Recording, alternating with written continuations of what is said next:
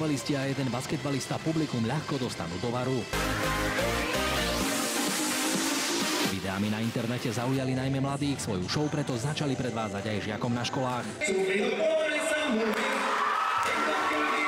A takouto formou netradičnou ich nejakým spôsobom motivovať. Cestujú po celom Slovensku, aby deťom ukázali, čo všetko sa dá s loptou stvárať. K tomuto športu stačí lopta, pevná vôľa, tam talent je nejakých 10%, 90% je tvrdá práca. Basketbalista Martin Leco si nemá problém na nohe roztočiť aj horiacu loptu. Jeho snom bolo od malička stať sa členom legendárneho tímu Harlem Globetrotters. By som si ten sen splnil, vytvorili sme na Slovensku takúto skupinu a plním si takto svoj sen. Aj keď fintičky s loptou vyzerajú na prvý pohľad jednoducho, je za tým poriadny kus driny. Tréningy sú dosť náročné a chce to dosť veľa trpezlivosti. Je to len všetko o tréningu, o tvrdej drine. Choreografiu sa ale stále snažia obmieniať a zapájajú do nej aj deti.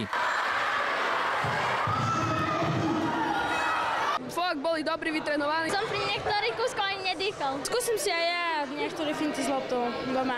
Stále vraj s loptou majú čo vymýšľať a niektoré kúsky dokážu naučiť aj začiatočníkov. Sú aj jednoduchšie prvky, ktoré sa dajú naučiť za pár dní a sú aj ťažšie, ktoré sa trénujú roky. Z Prešova Martin Jedinák, televízia Markíza.